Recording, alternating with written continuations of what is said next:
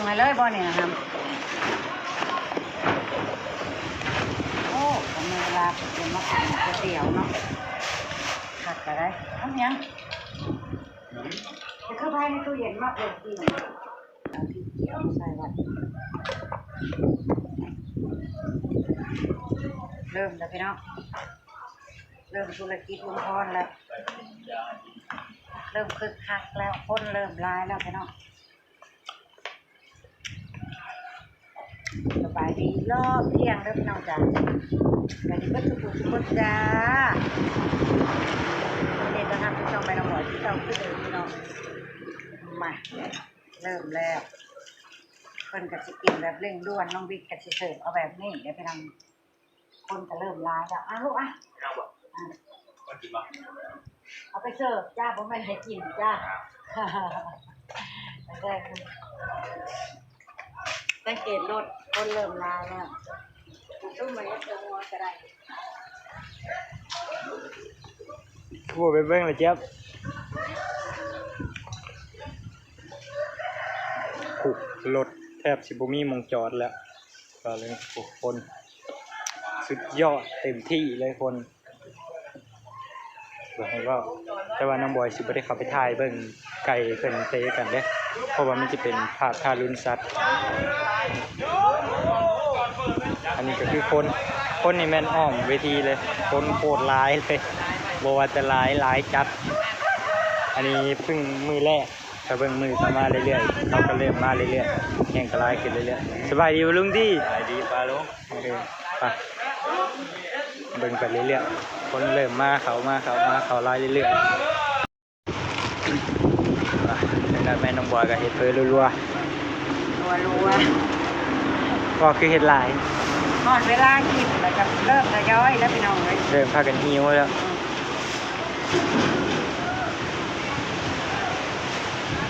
เฮ็ดพวกข้าวผัดนั่นตั้งครับอยู่นี่ล่ะจ้าบ่ได้ไปดอกอันนี้ข้าวกล้องก็เฮ็ดข้าวผัดน่ะเนี่ยมันกินง่ายเนี่ยมันกินง่ายก็เรื่องอาหารนี่ก็เนี่ยสั่งไปเฉยหนึ่งผู้หนึ่งเห็นจักหน่อยหิวน้ำกันอีกกินอ่างกันเดี๋ยวจักหน่อยเบิ่งไก่เบิ่งปลาเขากินแล้วหิวเขาใจจ้อยมาโดดแล้ว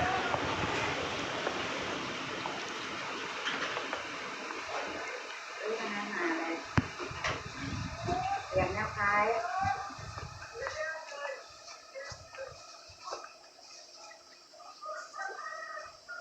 เรื่องนัดนี่ได้กำนี้ก่อนเฮ็ดข้าวผัดใส่ไข่กล่องละ100ไข่นกกระจอกเทศสิรวยไปบ่เนาะสิ่งบ่ใส่กระเทียมเกี่ยวได้เนาะอันนี้ได้จากตัวดินได้ใส่อะไรบ่เฮ้ยเอาไปได้เลยนี่น้ำตาลนี่จะปรุงใส่น้ำตาลใครอยู่ช่วยบ่เมื่อกี้ใส่อยู่แป้งอย่าไปให้กินเอง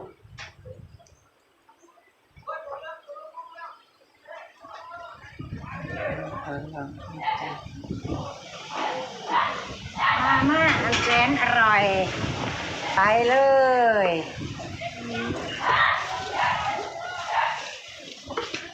วัยรุ่นไกลได้เซิร์นโก้แล้วเรื่องกี่ตะวันตะเอ็ดไปนั่นนี่ฮะลูก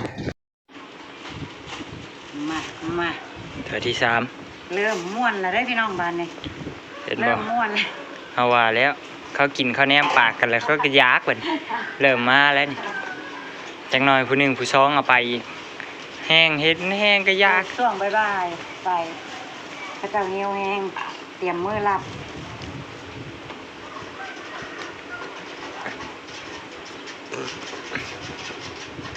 แล่นมาจ้างแล้วก็แล่นไปเบิ้งเซ็ตแล้วก็จิมากินพี่น้องจะกินอยู่โต๊ะ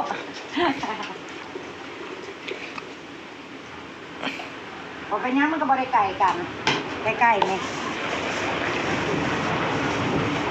เป็นจะกินที่โต๊ะจ้ะพี่น้องสวยหนึ่งก็ประมาณนี้กระบอกเห็ดแต่ใหญ่ก็ร้ายแหละทำพิเศษหาชีพอยู่กรุงเทพ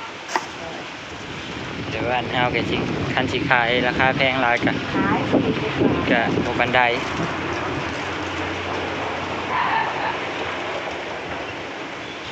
สำถ้วย40 บาทพอซ้ำไม่ค่าอยู่ได้ลูกค้ากินได้ แม่นลูกแม่นจ้ะของแม่บอก ยุงเอา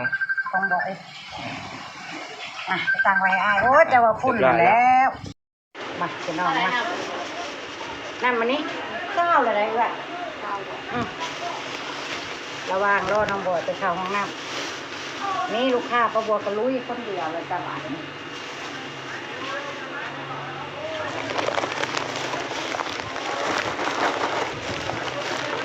เพื่อนบ้านเอามีใครปลูกมะโขกไม่ใครปลูกมะโขกแค่บ้านก็ไล่ดิของลาบอกบอกว่าที่เราเก็บ40 บาทบอกแม่ค้าเอาเด้อแม่ค้ากำลังหัวปั่นได้เลยใจตรงมาเลยเด้อ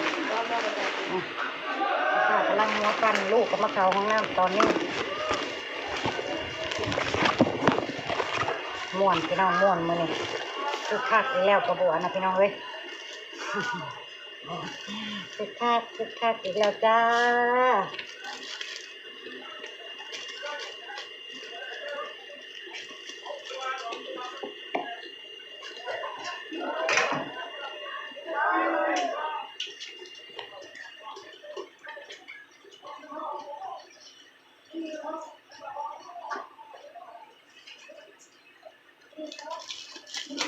คนก็ทยอยมาล้าแต่ละทีแต่ว่าเพิ่นมารอบบ่ายแล้วเนาะก็จะกินข้าวมันเป็นงานไปตามแนวเนาะกับป้าบัวก็สิได้ขายดีแน่ก็คือเครื่องดื่มเนาะ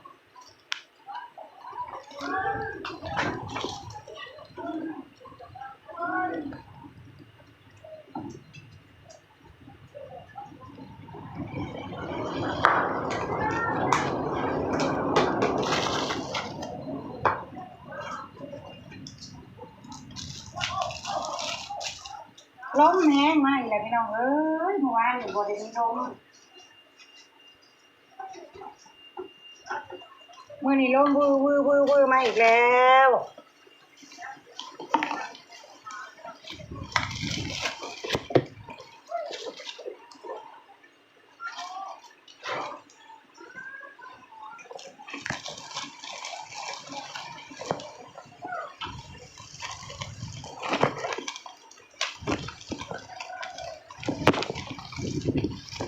ขายของก็มีความสุขไปแบบพี่น้อง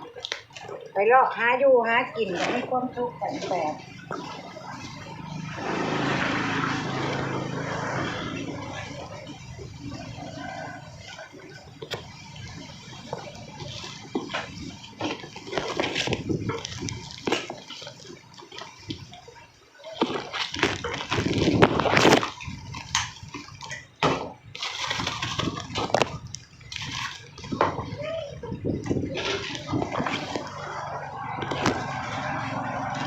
ล้มจนมื้อหูมื้อตาสิบ่อยากขึ้นเลยเด็กเดินมาทักทายปลาลุงเด็กเดิน ใช่เลยมีไหนบ่ อะไรลูก เรียนอะไรเรียน ใครต้องการยังบอกบิ๊กได้จ้ะ บิ๊กปักลักอยู่หันไปน้องเครื่องดื่ม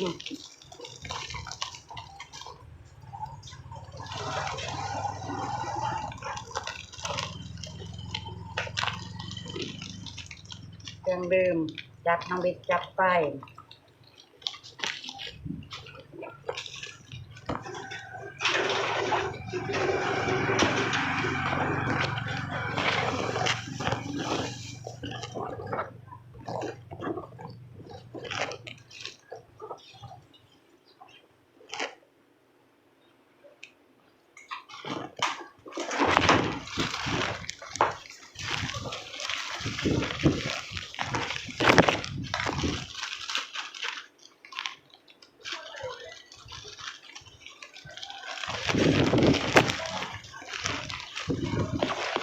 เสียงลมเลยเนาะ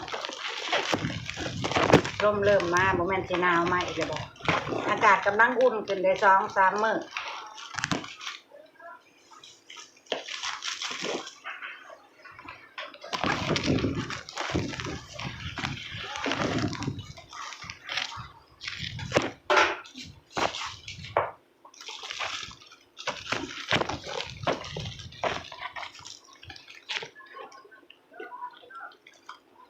3 ชุด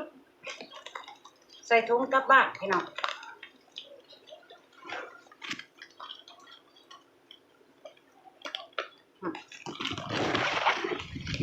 ชุดประมาณนี้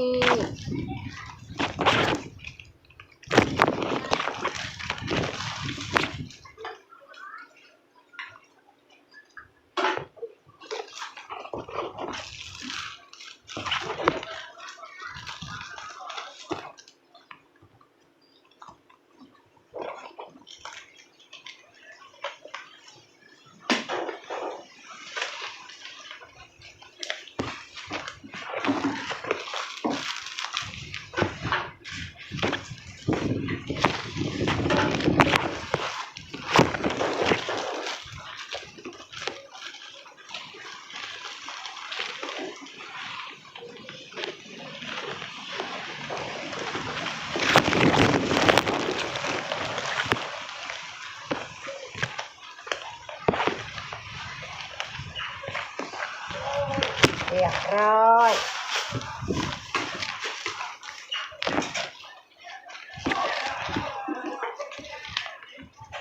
ไปดุ้งหาลูกค้าก่อนพี่น้องไปเรื่อยๆพี่น้อง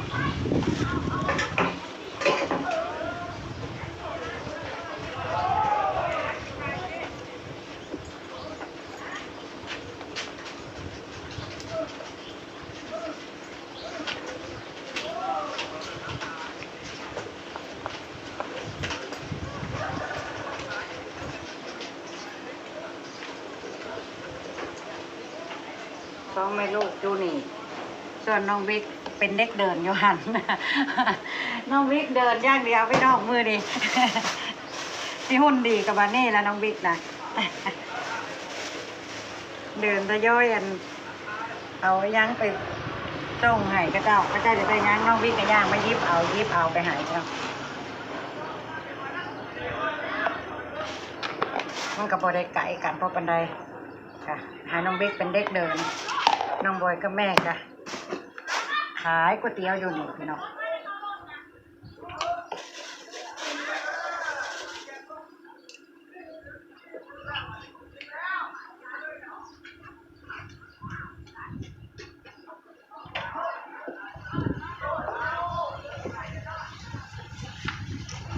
จบหรือวะ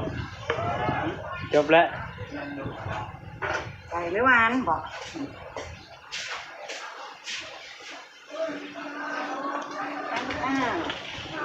ไปหิวกับย่างมาเด้อทหารนะเด้อไปหิวกับย่างมาทางนี้เนาะที่บ่ได้ไปทางนั้นแต่ว่าคนกัน